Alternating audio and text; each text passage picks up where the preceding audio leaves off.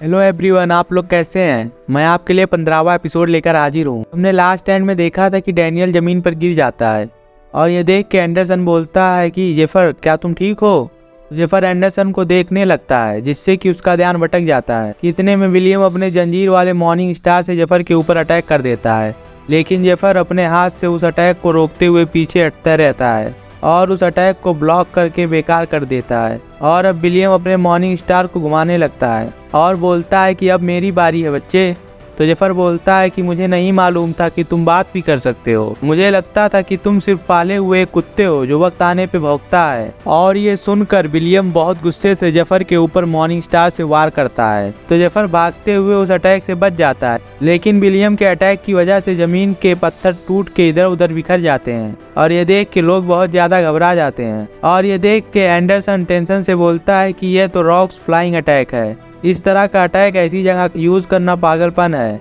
लेकिन जेफर इससे भी ज्यादा क्रेजी है, मैं उसके बारे में कुछ ही जानता हूँ। लेकिन जब मैंने उसे डंजन में लड़ते हुए देखा था तो मुझे पता चल गया था कि वो बहुत ताकतवर है, लेकिन मुझे नहीं पता था कि उसे मार्शल आर्ट भी आता है और वो भी कुछ अलग ही तरह का मार्शल आर्ट है जिसे मैंने कभी नहीं देखा। और उसने इस नए तरीके के मार्शल आर्ट से डैनियल को कुछ ही समय में जमीन पर गिरा दिया, लेकिन उस बड़े लंबे आदमी का मॉर्निंग स्टार पहले ही जमीन को फाड़ रहा है। ऐसा लग रहा है कि वो जेफर को मार देगा, लेकिन अगर आप करीब से देखते हैं तो वह उससे पूरी तरह बच रहा है। और अब हम देखते हैं कि विलियम जेफर के ऊपर अपने मॉर्निंग स्टार से अटैक कर देता है, तो जेफर अपना मार्शल आर्ट यूज करके उससे बच रहा होता है और अपने कोहनी से मॉर्निंग स्टार के जंजीर को आगे की तरफ फेंकता है और उस पर जोर से लात मारता है। और फिर एंडरसन अपने चेहरे पे हाथ रख के अपने मन में बोलता है कि क्या होगा अगर जेफर ने अकेले उन सबको हरा दिया। तो डैनियल इतना अपमानित होगा कि वह ऑफिशियल से जेफर के अरेस्ट वारंट के लिए दरख्वास्त भी नहीं कर पाएगा,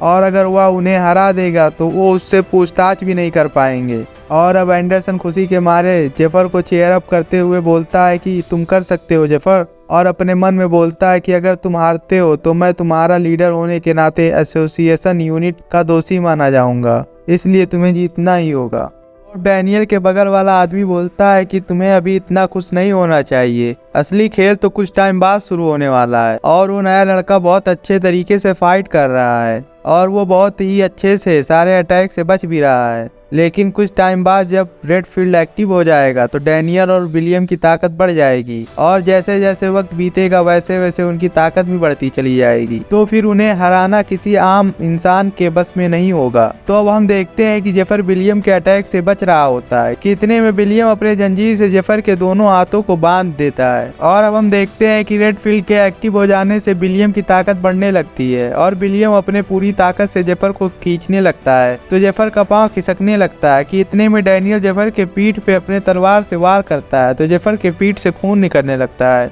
और अब डैनियल अपनी पूरी ताकत के साथ जेफर की तरफ बहुत तेजी से बढ़ता है और अपनी फुल स्पीड से जेफर के ऊपर अटैक कर रहा होता है, और जेफर के चेहरे पे एक कट मारते हुए बोलता है कि तुम अब मुझे अपनी आंखों से नहीं देख सकते क्योंकि मेरी स्पीड पहले से 80 गुना बढ़ चुकी है, और तुम अब मेरे सामने नहीं टिक सकते, चाहे तुम जितना स्ट्रांग बनने का नाटक कर लो, लेकिन तुम मेरे इस स्पीड के सामने कुछ नहीं हो। और मैं धीरे धीरे तुम्हारे बॉडी के सारे हिस्से को काट दूंगा और तुम्हें पता भी नहीं चलेगा, तुम मेरे हाथों यहाँ पे मरने वाले हो जेफर। और अब डैनियल जोर जोर से हंसने लगता है कि इतने में जेफर अपने हाथ से डैनियल के सर पे जोर से मारता है, जिसकी वजह से डैनियल जमीन में धंस जाता है और उसकी बत्ती गुल हो जाती है। और अब जेफर डैनियल के बाल पकड़ के अपने घुटने से डैनियल के चेहरे पे जोर से मारता है, जिसकी वजह से डैनियल के नाक से खून बहने लगता है। अब यहीं पे ये एपिसोड ख़त्म होता है। अगर आपको आगे के एपिसोड देखने हैं तो हमारे चैनल को सब्सक्राइब करें और इस वीडियो को लाइक एंड शेयर करें।